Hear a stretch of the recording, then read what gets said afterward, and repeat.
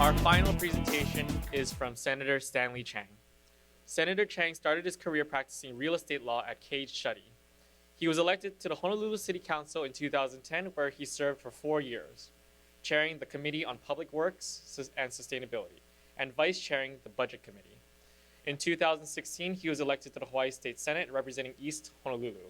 In 2019, he will chair the Senate Housing Committee. Senator Chang today will be presenting on the Singaporean model on unsubsidized ownership. Good afternoon, and aloha.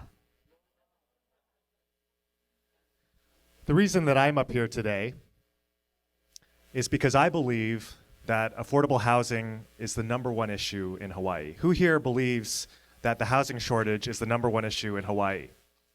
Wow. Okay.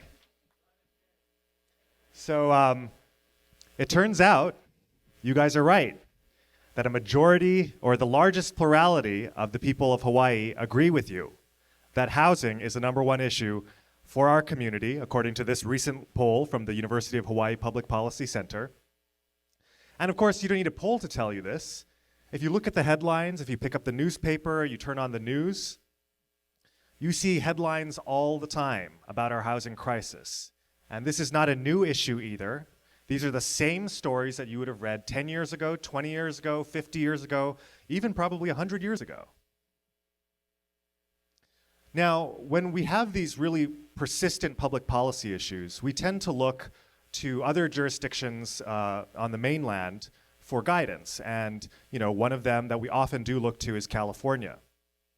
But for those of you who have been to Southern California, the Bay Area, you know, actually, that California has an even worse housing shortage than Hawaii does, right? This is an emergency, right? This is, the median home price is even higher in Los Angeles than it is here in Hawaii.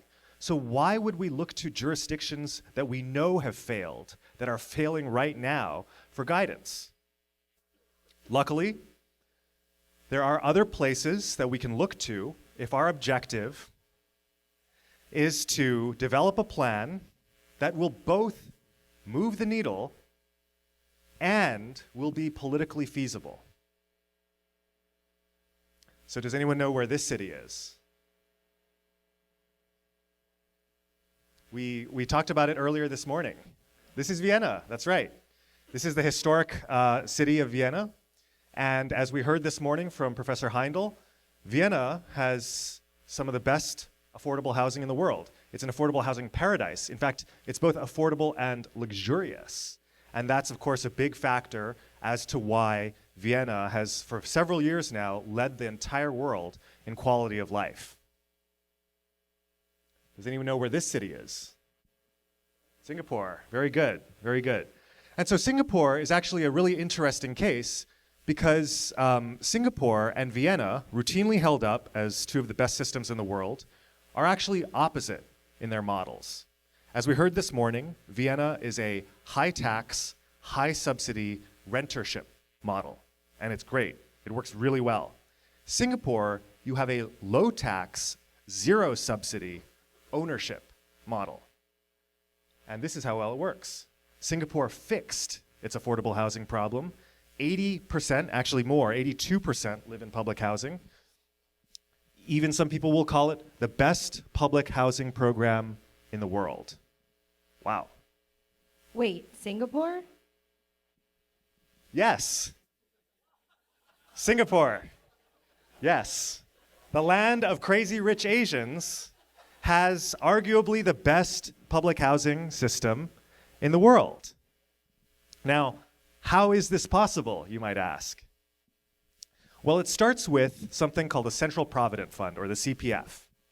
And basically, every person who is working in Singapore is forced to save 37% of their incomes. 23% for housing, 8% for healthcare, and 6% for retirement. It's a mandatory savings program. You don't have an option.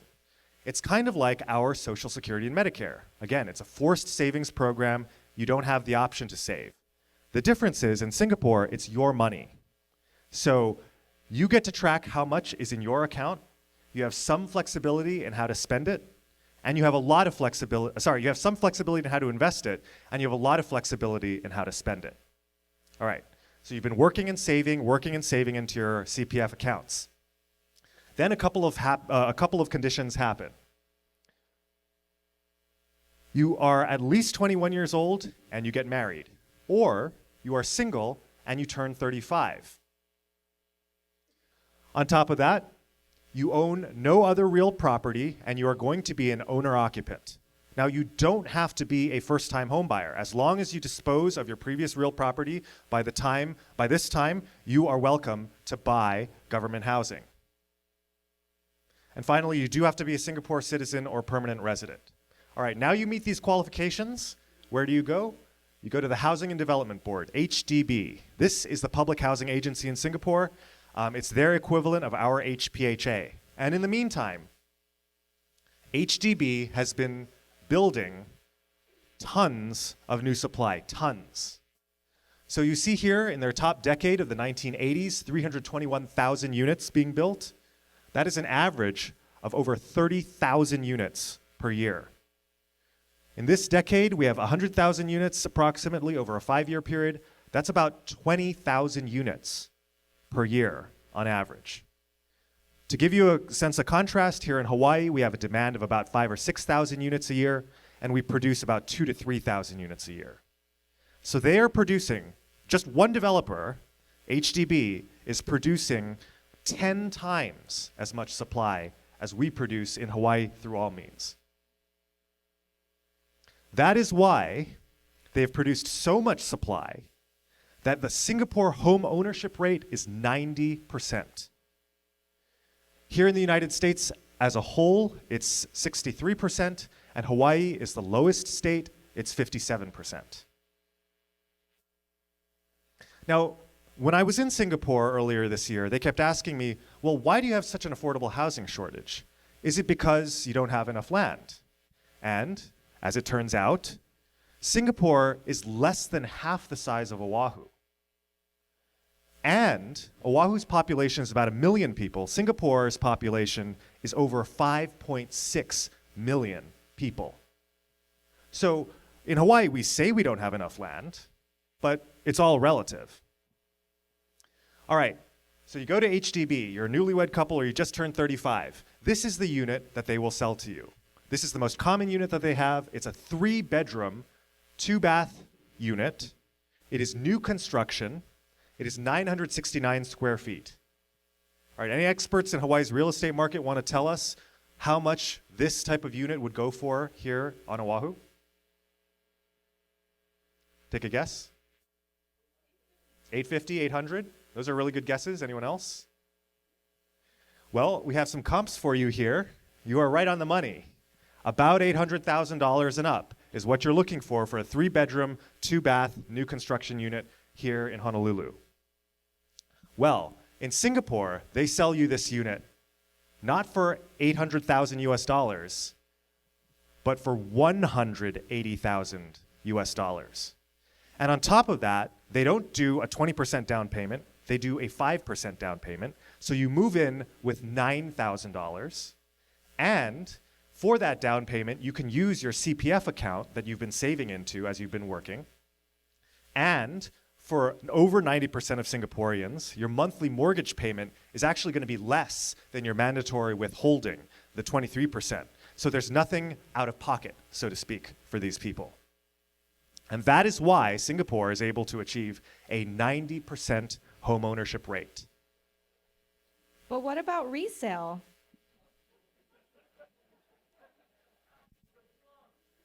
Great question. I did not write these questions myself. So this is a really good question because it illustrates, the answer to this question illustrates just how different the housing market there is compared to the United States. Okay? So in Singapore, in the United States, there's this concept that if the affordability period expires, that the unit that leaves the affordability pool will never come back. We're never going to get that unit back, okay? And so that's why it becomes very controversial how long this period is, 10 years, 15 years, 30 years. People are proposing even perpetuity now, okay?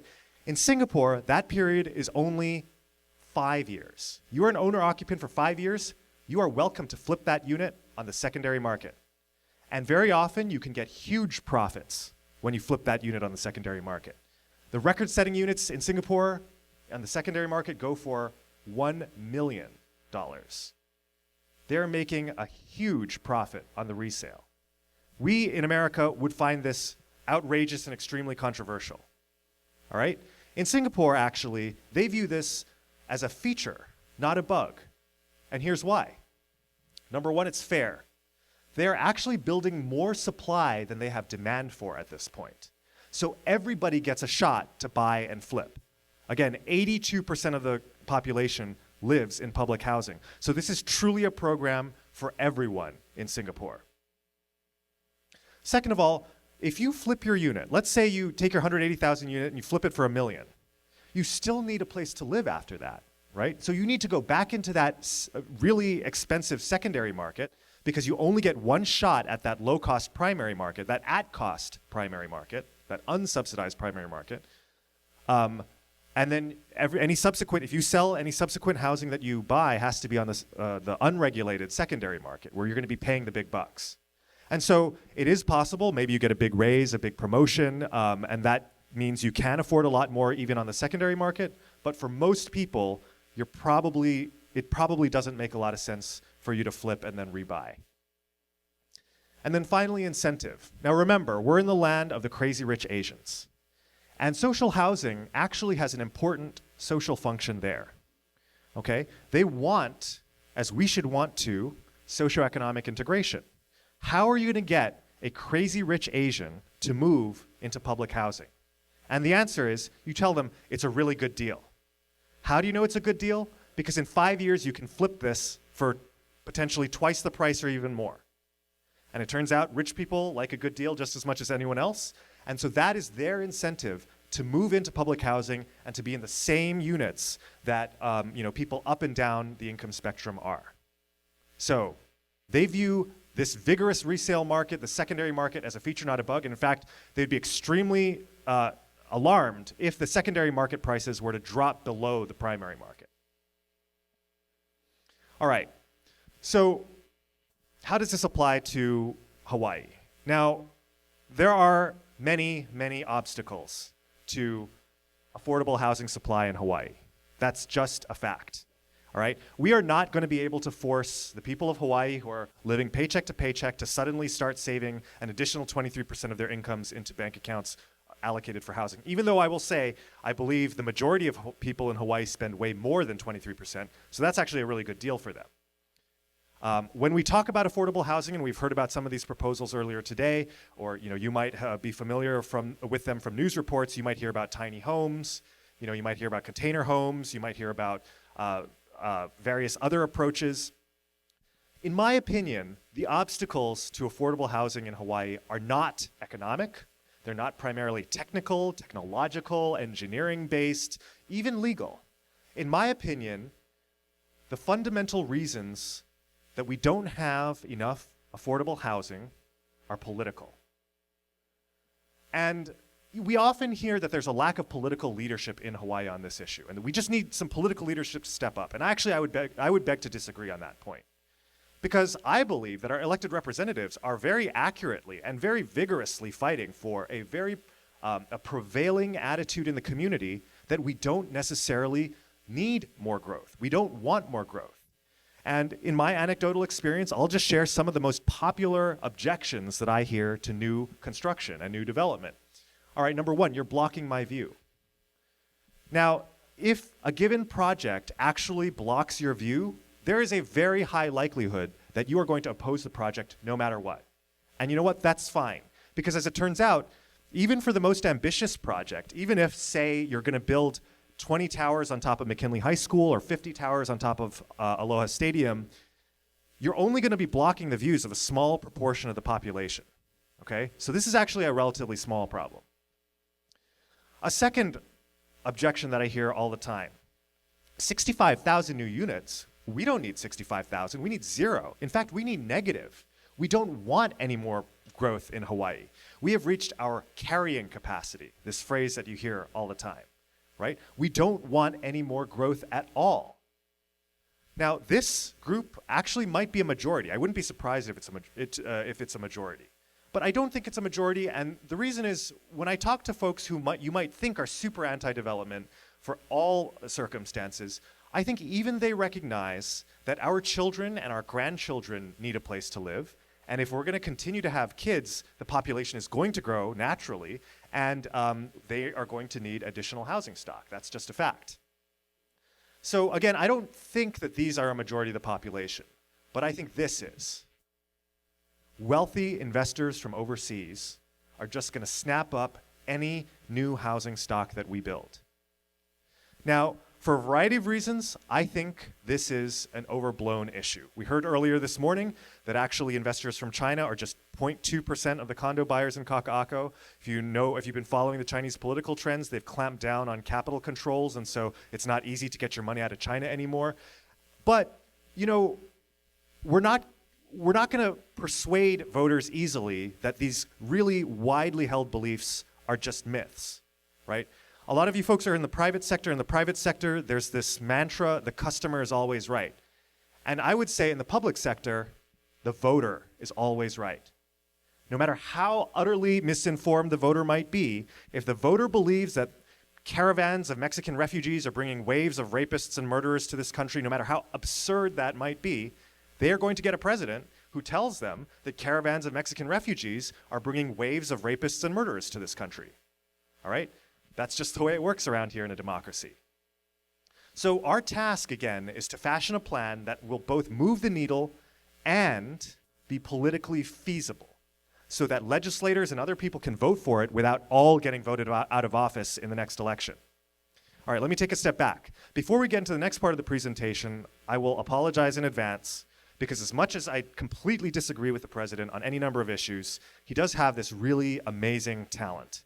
And that is to condense a lot of complicated facts and information into just a few short, catchy words that everyone can understand. All right? Here's an example. So in 2016, the 22 Republican candidates for president were asked for their positions on immigration. They had their white papers, they had their experts advising them, they had their 10-point plans, and Donald Trump had 3 words that every second grader in America could understand, and the whole world instantly knew exactly what he meant. They didn't have to ask for follow-up questions. They didn't need the 10-point plan. Of course, we all know what those words were: build the wall. He said, build the wall, and the whole world instantly understood that he was to the right of all the other Republican candidates on immigration. He conveyed a lot of information in just a few short, catchy words. So I don't have that ability. I would love that ability, and if you can think of a way to condense all of this information into 3 words, I would be very, very grateful. Please see me afterwards. Build the housing. That's a good one. Make the city city. That's right, yeah, that was Paul Brubaker's line. But the proposal that I'm going to offer today does have a lot of moving parts, and so the best that I can do is an acronym, and that acronym is our favorite word here in Hawaii. Very good. ALOHA, affordable, locally owned homes for all. Okay? ALOHA Homes. Affordable, locally owned homes for all. Now let's walk through each of these one by one. Affordable. Now, this is where we can run into a lot of problems, right? Because there's a lot of definitions of affordable out there. Anytime we talk about building affordable homes, reserving affordable units, you talk about, that sounds not affordable to me. I'm not an expert, I'm not an economist, but one number that I do think sounds at least more affordable than our current median $810,000 home price is $300,000. Okay? And it happens to be a number, I've been told, that just building a building alone, that's the cost per square foot. So if you're talking about 1,000 square feet, just the building alone, $300,000. Now, you also need infrastructure, amenities, and so forth, so you're probably talking a smaller than 1,000 square foot unit, but $300,000 would be a target price. I don't think it's absurd in Hawaii for a no-cost, no-subsidy, low-cost unit. On top of that, we have existing mortgage programs for those who are making 100% or less of the area median income, basically people at the median income of Hawaii, of only 3%. $9,000 down. Now, I acknowledge $9,000 is a lot of money. I don't have $9,000 lying around, and probably most people in Hawaii do not.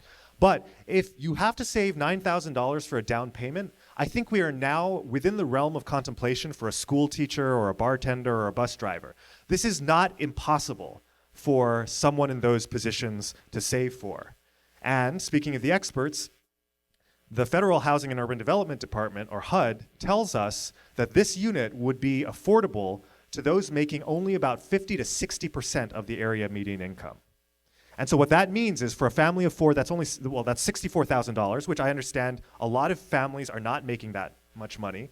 But if you think about a mom and a dad each making $32,000 a year, the federal government says this is a unit that would be affordable to that family. And while I understand that there are a lot of people who are not at that level, I think we are now talking about a majority of the people of Hawaii who are going to be in that category.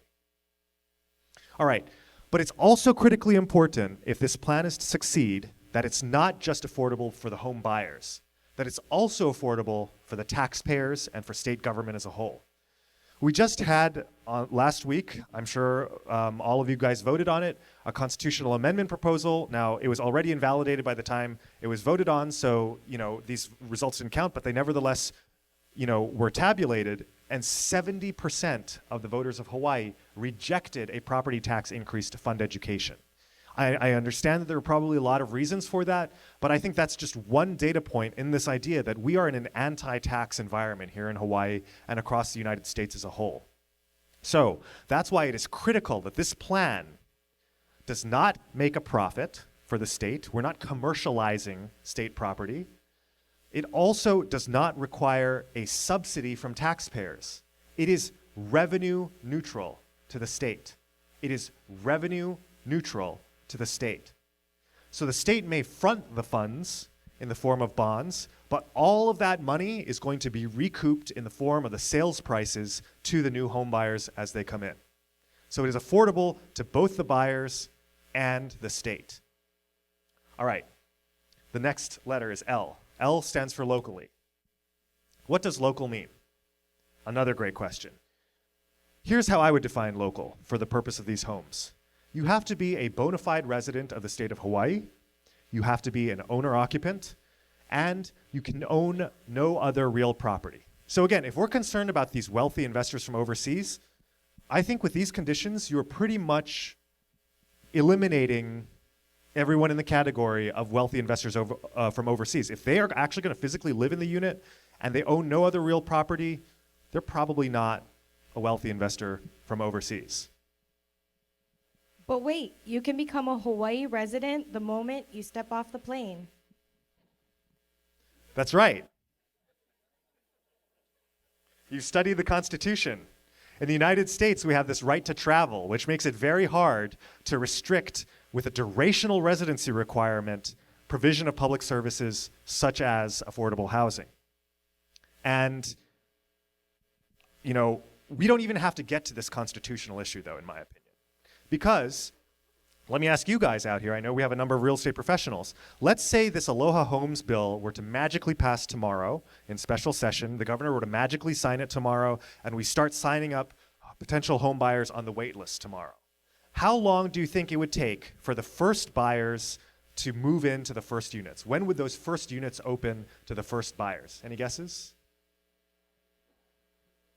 3 to 4 years? Okay, any other guesses? Okay, we have an expert witness right here. 3 to 4 years sounds great. And what if you throw in an EIS? Does that count an EIS? 5 to 6, all right. So I don't know exactly, maybe none of us knows exactly, because 5 to 6 years I think would be if it's proceeding really smoothly, right? But we all know that building the development process in Hawaii is extremely complicated and extremely time consuming. So even if we have absolutely no intent to violate the Constitution whatsoever, you have a de facto durational residency requirement of 3, 4, 5, 6, maybe 10, maybe longer years where you have to have been a Hawaii resident. And if you move from the mainland or anywhere else here, and if you've been living here for 3, 4, 5, 10 years, and you are going to be an owner-occupant and you dispose of all your other real property, then I think at that point, you are a part of the community, right? You are a part of the Hawaii community. And how are you going to enforce the owner occupancy requirement? So this is another really great question that we are going to get all the time. In Hawaii, we are really concerned about cheating. We heard a presentation earlier this morning about people who are evading residential land use laws to turn their units into short-term hotels, basically. And the answer to this question is, look, it's the year 2018. If we're building 20 towers on top of Aloha Stadium or McKinley High School, we have face recognition technology, we have fingerprint scanners, we have retina scanners. There are any number of vendors today who can ensure that a given person must enter the door of the lobby at least once on at least 270 different days of the year. Those same vendors can, with very high 99+% accuracy, say, if you are not in our database, if you are an Airbnb renter and you walk in, that we will be able to catch you, right? So the enforcement of owner occupancy, in my opinion, is a solution that technology has provided really effectively in the modern day and age. Now, personally, I'm a little bit uncomfortable with this. I mean, I don't know that I would want to live in a police state where, you know, my comings and goings would be tracked. But I will be honest with you, I think as a political matter, I think this level of enforcement is going to have to be necessary to, to satisfy the wider public. Remember, the voter is always right. All right, O. The letter O means ownership, okay? You own these units. And we're not talking about a fee simple interest, but in Hawaii, we do have a lot of leasehold property, and these would be 99-year leases like they have in Singapore. 99 years means you can live out the rest of your natural life assured that you will never have to, again, find a place to move. It also means if you pass away before 99 years, you can pass the property to your heirs.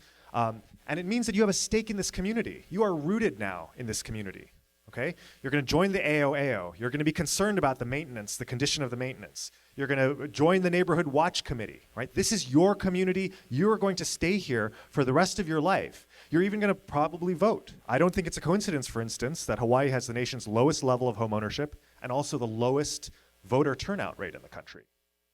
So that's what it means to own. It means to have a stake in the success of your community, both your public housing community and I would say the state as a whole. All right, H, homes. These are not tiny homes. These are not warehouses for people. These are not empty boxes in the sky. These are homes that you would be proud to raise a family in. We're talking about sufficient size, 1,000 square feet, 700 square feet, 800 square feet, 2, 3, 4, even more bedrooms. So it is possible to raise a family. In Singapore, public housing, they don't even have a studio size. Their smallest size is a 1-bedroom. We're talking about amenities. We're talking about schools. If you are able to build the high density, 20 towers on top of McKinley High School, you are also going to be able to build state-of-the-art vertical, elementary, middle, and high schools on those properties. We're talking about access to transit. We're talking about state-owned properties, again, near rail lines. And that means not only are you going to have the rail system, you're also going to have the bus, you're going to have ride share, bike share, car share. You're going to have, of course, your pedestrian abilities. And, of course, you're going to have commercial and retail mixed use within easy accessibility. No longer will you have to get in your car, for instance, and drive to the hospital for a doctor's appointment. You can simply take an elevator down to a clinic that will be very close to you with that level of density, right? You're going to have a pharmacy, a post office, a grocery store. You're going to have a dry cleaner, all within easy walking distance or even elevator distance. These are going to be really good quality of life homes. These are not just boxes. So these are some of the amenities that we're talking about. We can have infinity pools, we can have barbecue cabanas, we can have rooftop tennis courts, even community gardens. The secret is, unlike a luxury developer, which might give you one infinity pool per every 300 units, we'd be talking about, say, one infinity pool per every 3,000 units. So yes, this infinity pool is going to be a lot more heavily utilized if it's going to be, for 3,000 units instead of 300 units. But it will be there. And not only will it be there, since it is so heavily utilized, everyone is going to be mingling with everyone else, right? We're talking about a system where, no matter where you live in this community of, say, 10,000 homes, you will be interacting with your neighbors all the time through these shared amenities, which will give everybody a higher quality of life. Another element that I think we don't necessarily think of in the United States when we think of public housing is good design. And we already heard a little bit about this in Vienna. Vienna has incredible cultural resources. It is truly a city that appreciates arts, culture, the performing arts, and they really appreciate good design. So one of their innovations, I would say, in their public housing is how they do juried competitions for design. All right. So in America, if you had, say, an affordable housing project going up, you would do an RFP for architectural services for public housing, and then you would get, proposals, bids from all the different bidding architectural firms, and then you would go with the lowest bidder. Now, in Vienna, they don't do that. They say, we want to see what you can do first. Here's your budget. We're going to sell these at $300,000 a unit. What can you do? What kind of amenities can you include? Okay? And then they have a jury actually pick the best units. So the architecture firms have to come up with really fantastic designs in order to get picked. And so we just have a few of them up here today. You're going to get lakes, you're going to get streams, you're going to get a converted, gas facility into very attractive public housing. You're going to have, facades that are not just forests of identical towers, but really interesting articulated, balconies. This one on the lower left, by the way, is by a famous artist named Hundertwasser. And as you can kind of see here, the floors of these units are uneven, right? They're undulating floors. He really wanted people to have a sense of connection with nature, and so that he even took that as far as having trees growing out of the roof here. This is public housing in Vienna, okay? Now, this may not be your cup of tea, but this is the kind of level of design that we're talking about. And this building, by the way, is now one of the most popular tourism attractions in Vienna. All right, the last A. This is the most important. This housing is going to be for all, okay? Now, remember our three requirements. A Hawaii resident, owner-occupant, owns no other real property. What is not required? I would not have as a requirement a first-time homebuyer requirement, okay? As long as you dispose of all your existing real property by the time you move in, be my guest. I would also not have an income cap, all right? Because even Singapore, even Vienna, they have their income caps. But I would say in Hawaii that we should have everybody, no matter where you are on the income scale, in public housing. Now, this is a critical point, because I think in the United States, on both the left and the right, because we have so little affordable housing, there's this intense focus on keeping affordable housing for the people who need it the very most. The people at the bottom of the income ladder, right? Those who are formerly homeless, 30% of AMI, that kind of thing. And that is a noble sentiment. But I think we all understand as Americans that when you restrict housing to just the bottom of the income category and you don't do maintenance and other, improvements, you are going to get what we all know of as the projects, right? This has been tried in big American cities for decades, and we know this fails. This is not a good way to have housing. We know we need socioeconomic integration, okay?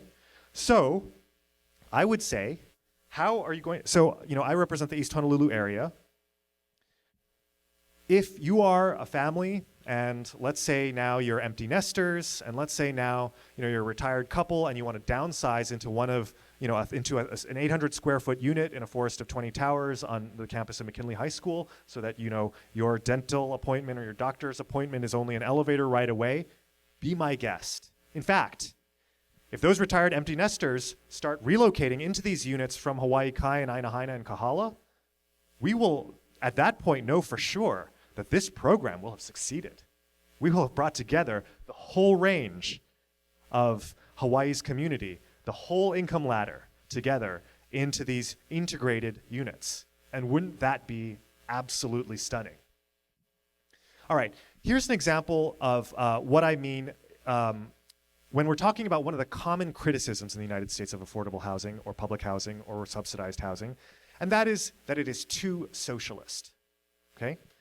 I actually think that's the totally wrong perspective to point out.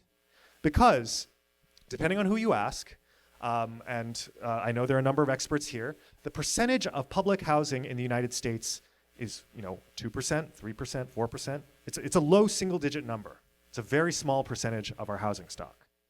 Okay? I don't know exactly what socialism is, but I do know that giving benefits to 3% of the population, no matter how deserving, is not socialism. That is the opposite of socialism. Socialism is for everybody. Okay? So this is a diagram of the US federal budget. And as you can see here, we have the top 4 categories take up the vast majority of the federal budget. In fact, the top 3 categories take up a large amount of the federal budget. Okay? Does anyone want to guess what these top 4 categories are of the US federal budget? Militaries? Okay, good. Any other guesses? Social Security? Okay, any other guesses? Debt service? Okay. Medicare and Medicaid. Very good. You guys are really smart. Number 1, Medicare and Medicaid. Number 2, Social Security. Number 3, defense. And of course, number 4 is debt service. All right. What do Medicare, Social Security, defense, and I would say to a great extent interest on the debt, what do these things have in common? They are for everybody. There is no means testing for Medicare or for Social Security. And of course, defense, you're protected no matter how rich you are or how poor you are in this country, right? Even Donald Trump can collect Social Security and Medicare, right? And that is why, since they are for all, since they are truly socialist, they are extremely popular on both right and left in this country. They are so popular that even Donald Trump has pledged that he will never cut defense, Medicare, and Social Security. That is how popular a program is if it's for everybody. All right, so how are we going to achieve this vision of ALOHA Homes? And in one slide, the answer is this: high density. Behind you, we have a recent development that went up just a short walk away from where we are today. This is the 801 South Street project. This is 2 towers on 4 acres, about 1,000 units, or about 250 units an acre, okay? And this is an area that's well served by existing bus lines, by transit, by bike share, so on and so forth. And again, if we're very concerned about a sustainable way to live in the future, I think that what we need to focus on are state-owned lands that are near the stations of the Honolulu Rail project. Now, let me be very clear right now that I am talking about Oahu only. The neighbor islands have extremely different situations and different challenges, and I am not purporting to represent answers and solutions to their issues today. I would love to work with our friends on the neighbor islands to develop solutions for affordable housing shortages that are in concert with their unique circumstances. But for today, the ALOHA Homes program, we are talking about high density on state-owned lands near rail stations. We heard a little bit earlier today from Director Asuncion that actually there is quite a lot of this type of inventory, and so here we have McKinley High School, LCC, HCC, this is OCCC, the prison that's going to close, this is Aloha Stadium, this is the UH West Oahu campus, and this is UH Manoa, which may be getting a rail line in the future, although it's not currently in the first phase.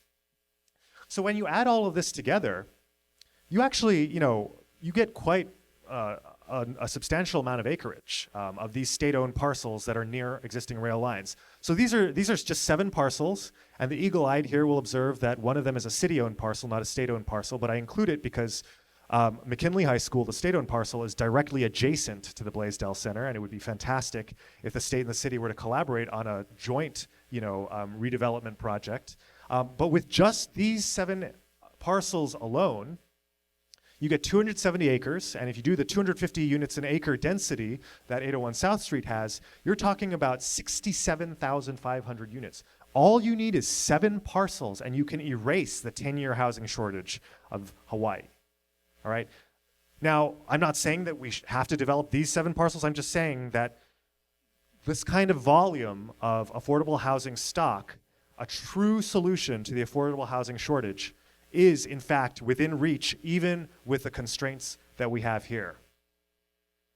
Okay, now we talked about resale a little bit earlier. This is another issue where I don't think Singapore's unregulated secondary market is a good model for Hawaii. Because again, I think the public, I think the voters are not going to be comfortable with the idea of people making huge windfall profits by flipping their primary, priced units into the secondary market. The good news is there are a ton of possible ways to control the resale market. There are many alternatives, all right? You could require a state buyback at a certain formula of maybe inflation plus a little bit of an interest rate. You could have a system where you do sell into a secondary market, but that the state would actually keep 75% of your profit, so you retain only a small percentage of your profit. You could have, a sales system where you're only allowed to sell to the next person on the wait list. There are many, many other systems that we could devise. These are just a few. And if you're interested in getting some of the details, we'll have the QR code where you can download a draft copy of our ALOHA bill later on in this presentation. So there are a number of alternatives. If you have an alternative, I would love to hear it. And I would love to work on this issue because, like I said, I think it is important that we control the resale secondary market. All right, so why does this matter? So one background assumption that we have as Americans is that the population is always going to grow and that the economy is always, generally going to grow. All right, we don't even think about this issue of population increase. But as it turns out, if you traveled around the world to countries across Western Europe and Asia in particular, a lot of these more developed countries, that is not the question that they have in their minds, right? In a lot of these places, maybe most of these places, the birth rate has declined precipitously. If you've been to Japan, this is a really stark example. If you've been to Japan, in the year 1992, there were 2.1 million 18-year-olds in Japan, people graduating high school, basically, that age. Today, you have 1.1 million in Japan. The birth rate has crashed. Okay? You are talking about communities, societies, civilizations where if these trends continue, as they have continued now for decades, they're going to cease to exist. All right? They're even talking about bringing in robots to care for their elderly people. Right? My dad is elderly. I am really disturbed by the idea that it'd be robots and not humans caring for him. All right? Well, guess what, folks? That reality is upon us today. Not many people know this, but every single day, there are 37 more people leaving Hawaii than moving in. And as a result, for 2 straight years now, Hawaii has lost population. Are we on that curve now, where we are going to start going into population decline like some of these countries? All the best minds in these countries have not figured out a way to reverse the declining birth rate. In the United States, our birth rate has in fact declined. It has not perhaps declined as much as countries like Japan. But our population loss is entirely of our own making. I think it is the predictable consequence of the public policies that we have implemented to restrict the supply of affordable housing. Okay? And as a result of that, we have some of the most expensive housing in the country. We are inevitably choosing a path. We are inevitably choosing a path in which Hawaii will only be a place to live for the extremely wealthy and for the servant class who works for them. That is not a viable community, okay? We need all classes, all communities of people to make a vibrant, diverse community, one that we would all be proud to live in. And quite frankly, I was not elected to watch this transformation happen and do nothing. I am not okay with a Hawaii that is out of reach to all but the extremely wealthy. We need to find a way for not just millennials, but every future generation of Hawaii to be able to live here and to have a home here. That's what's at stake here, in my opinion.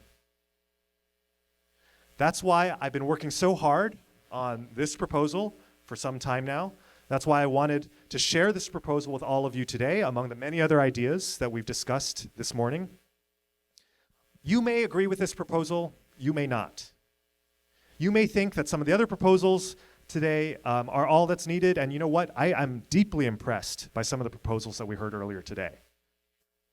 But I would encourage you to really get engaged on these issues, to think what are those tangible solutions that both would in fact move the needle and would be politically feasible.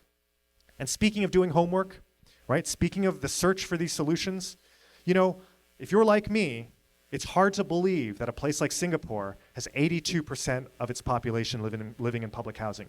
If you're like me, you need to see and touch and feel it to truly understand what's going on here. Well, we have an opportunity for you to do so. We are going to be organizing a delegation to Singapore and Hong Kong next May. And we are going to be touring their affordable housing projects. We're going to be meeting with their city officials who work on the public housing issue. And we're going to have some cultural exchange as well. These are the dates. It's going to be May 21st to 30th, 2019. If you are interested in being a part of this delegation, please let us know. You can register your interest in a form that you can download at this website. All you have to do is take out your phone camera, you hover it over this QR code, which is also in your agenda.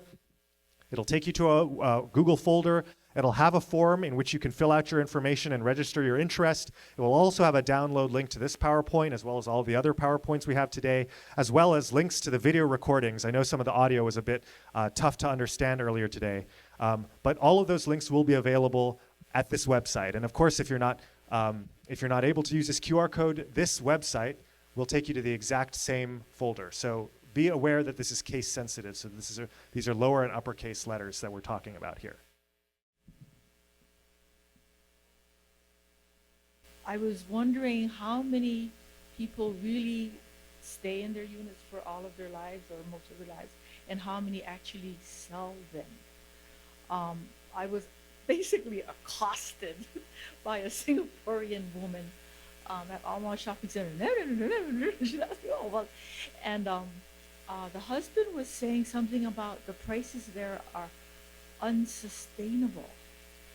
And apparently they live in not public leased housing, but in the private sector. But I was just wondering, so how many people actually, do you have any idea the percentage of people who actually stay in their units so that they don't live with these unsustainable prices? So the answer is, I don't know the exact percentage, but most people are remaining in their units. Remember, there are some restrictions, such as you have to be a Singaporean citizen, okay? So if you're a foreigner, if you're an expat, you are not allowed to buy one of these HDB public housing units. You have to go into the private market.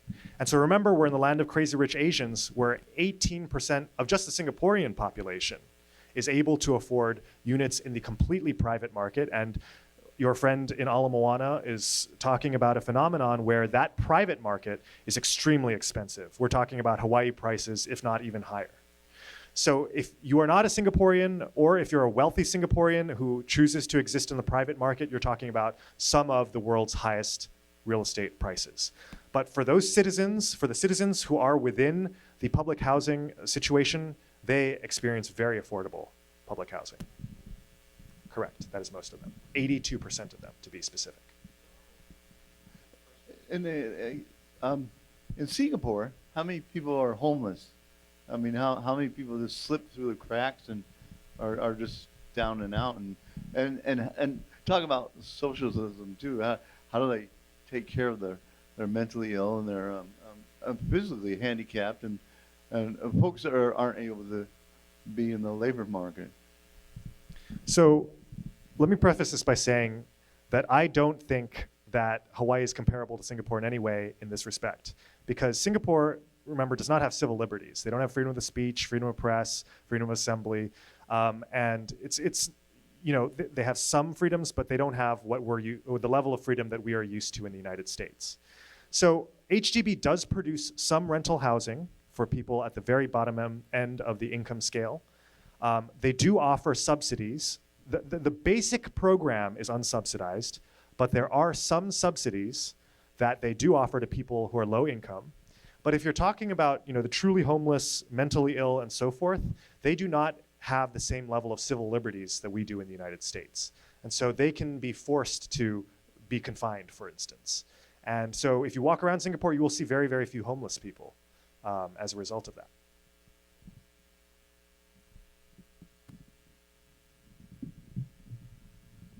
The question I'm going to ask has become somewhat of an obsession to me, and I didn't think I'd be able to ask it today, but I will. You mentioned mini homes and some other concepts. I've been wondering for a long time, since I came here in 1972, why Hawaii may not have trailer homes, mobile homes. When I came here, I asked my realtor, I'd like to look at the possibility of a trailer home. He said, we don't have trailer homes in Hawaii.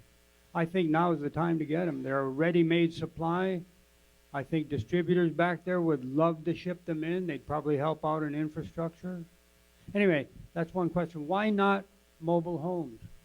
Single wide, double wide, triple wides, and I believe in the $300,000 range that you're talking about affordable. And I'll ask my other question right now. I've been retired from the federal government for almost 20 years. We talked about taxes.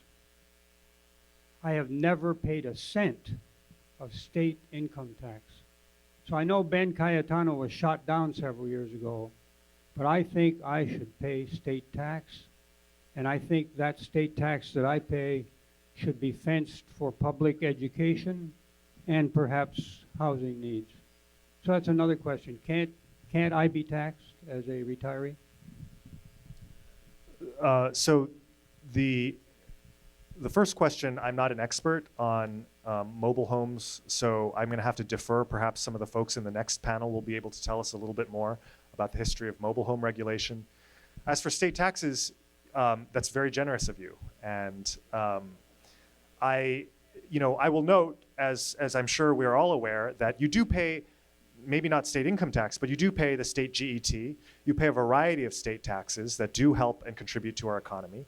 But I think that you should definitely raise that issue to your elected representation and make sure that your voice is heard.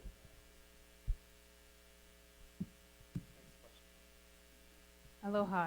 My name is Kenna, and I really appreciate your presentation. We need bold ideas. We have to think outside of the box, and whether or not we go with this approach or some other variation or whatever, I just really thank you for bringing stuff forward. So my question brings me back to one of your points, which is that the voter's always right, right? And if we're talking about building our way out of this problem, which Singapore has done, I think is possible, 10,000 new units a year. The last time Hawaii did that was in the 70s. And the reaction to that was no more building. And there's this giant, steep curve. So I just wonder, we do want affordable housing, and yet at the same time, we don't want too much building, and we want our current home equity prices to keep going up, right? And so I'm just, I'm curious about what you see as the political answer to concerns about, well, wait a minute, is my property going to be worth less if they're selling them for $300,000 down the street? And am I really that excited about these 10,000 units going up, right? Because I agree with all the crisis points, but I also see how voters are always right, and 57% of us voters are homeowners. Yeah. So I think you've really isolated the crux of the question. I think you and I are on exactly the same wavelength. The supply of affordable housing is not a technical question, it's not an economic question, it's not a legal question, right? This is a political question. Given the status quo that we've had since the 1970s, as we saw earlier in Paul Brubaker's presentation, how does that status quo change? Okay, and so it is not, nothing changes if nothing changes, right? Doing the same thing over and over again and expecting a different result is the definition of insanity. And that's why the ALOHA program that I'm talking about today is a change, a radical change. Because you're right, 10,000 units, 20,000 units, these are numbers that we have not seen in the state for a very long time. And the only way, in my opinion, to make it politically possible to even entertain these notions is by building this whole administrative apparatus with the conditions of Hawaii residency, owner occupancy, owning no other real property, that they're going to be tightly confined to a handful of state-owned properties near the rail line, where there's already existing transportation infrastructure and so forth. We are talking about a lot of conditions, right? And maybe that's why I can't condense all of this into 3 words, because this is an extremely elaborate scheme that gets to this political question that we're talking about today. How can we make supply palatable to the voter? I will say that I think, as the Singaporean example really demonstrates, it is in no way incompatible for a highly valued private market to coexist with a large state development arm, such as HDB. Right? Like I said, if you're within that 18% of the Singaporean population that is in the private market, you are in some of the highest residential real estate prices in the world. And so I would say to the voters of Hawaii who have made an extremely wise, an extremely lucky investment by buying real estate in Hawaii, that real estate is likely to continue to appreciate, because I don't see large injections of unregulated, unrestricted residential housing stock in the future. I think any large injections are going to be heavily regulated, and they're going to be under schemes like this. Maybe not this one exactly, but certainly there's going to be a lot of restrictions around it. So that type of unrestricted property, I think, will continue to appreciate in value, which maybe that's a good thing, maybe it's a bad thing. We can debate that, but I think that is a trend that has existed here for decades and is unlikely to change. And then my second brief question is just about if you've thought about down payment assistance programs. I know the military does a great job with this, where you still owe that money. You just don't have to have it all up front at once, right? And there's a lot of other places that have done. I mean, Hawaii has a small program for that, but at the scale you're considering, it might be something to think through. Yeah, so I know we have realtors in this audience. The VA program that you're talking about with 0 down and no mortgage insurance, has anyone taken advantage of that program, by the way? Do you have any veterans who have bought property with 0 down? That has to be the best deal in the book, right? Because as you pointed out, the question of affordability is not just the sticker price of the unit. The question of affordability has a lot to do with how much cash you can come up with up front. And there are existing programs where you can do less than the 20%. Unfortunately, in most cases, you're going to have to buy expensive mortgage insurance on top of that. So that, again, pulls it farther away from the realm of affordability. Now, that trend is changing. Like I said, there are existing Fannie and Freddie programs that do a 3% down payment with no mortgage insurance. Okay, so that is changing, and the state can do more to step up to assist people with their down payments. I would ask you, as a political matter, do you think that it would be politically feasible for the state to guarantee and, in effect, subsidize the down payments of people making more than the area median income? Now, that's a little bit more of a tricky political question.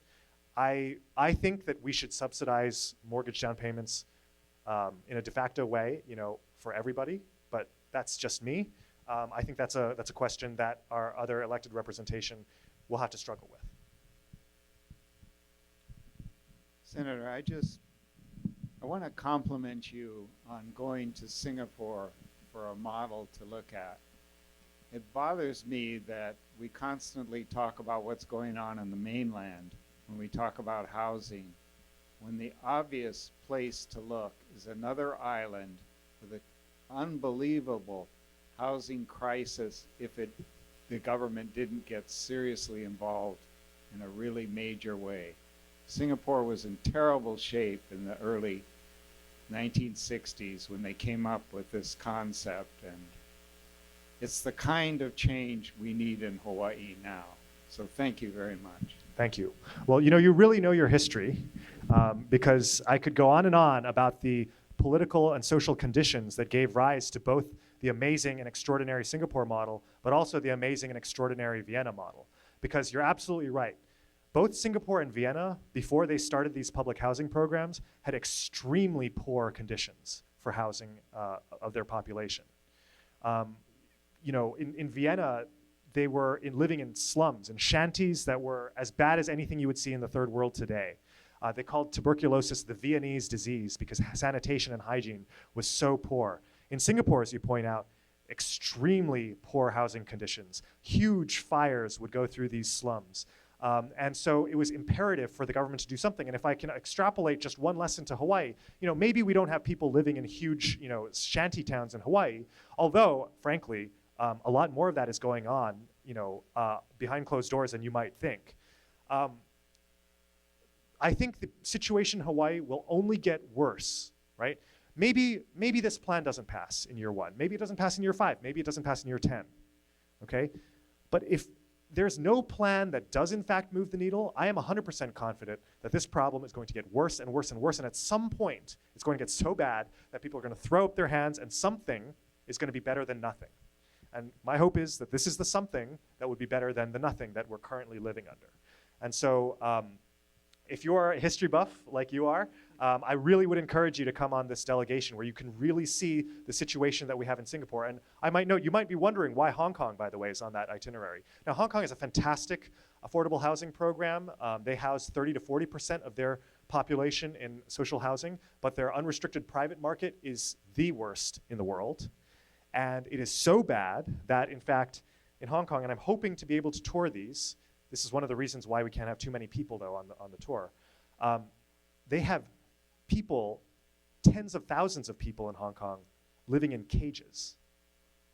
Okay, and if you just Google Hong Kong cage homes and look on image search, you can see people living in cages for basically dogs, right? And I don't think that is a humane way to live. That is a violation of someone's human rights, in my opinion. And when I show that picture to people who are in the know in Hawaii, you know what they tell me? They tell me, that's not so different from some of the housing stock we have right here in Hawaii. We have some of these boarding houses already. It's just not necessarily visible to the outsider. These are understandably underground. And so I want people to see the ghost of Christmas future. Just how bad it can get before we really decide that we have to do something. So thank you very much for the comments. Well, okay, we have one more question. Okay, maybe one quick comment and then we'll take the last question and then. All right, 2 more questions. Anything for you? I just want to say thank you, Senator, for starting this conversation, for introducing this idea to our local community here. It reminds me a lot, and I'm not sure if this is an antecedent that you were thinking about, but it reminds me a lot of the efforts in the 19th century with the Mahele and also with Prince Kuhio's thinking around DHHL, what became DHHL, in terms of how do we solve, at that point was the problem of disenfranchisement of local people. I think there's a lot of things to start with here, and for instance, I'd like to see about moving some of that development out of the sea level rise exposure area along the rail route, but I wanted to say thank you for starting this conversation. Thank you. I appreciate that feedback.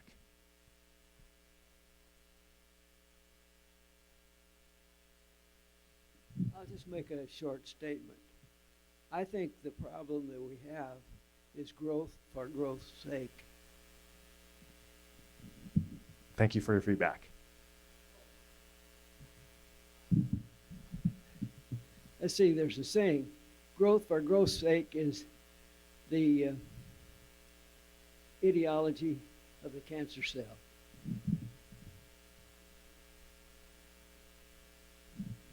Okay, deep thought. Okay. This question is for the benefit of the audience and for the benefit of the next panel. Could you go over the foundation of your ALOHA plan? I know it's ALOHA. So the first one is affordable. The second one is, right? Affordable, Right. locally owned homes for all. Okay, by homes, that's the, what do you mean? All designed, all different types of bedrooms and all that, right? Right, but we're talking not Okay. necessarily about tiny homes. What we're talking about are units that are going to be big enough for a family, for a young family with kids and that kind of thing, 2, 3, 4 bedrooms, right? So,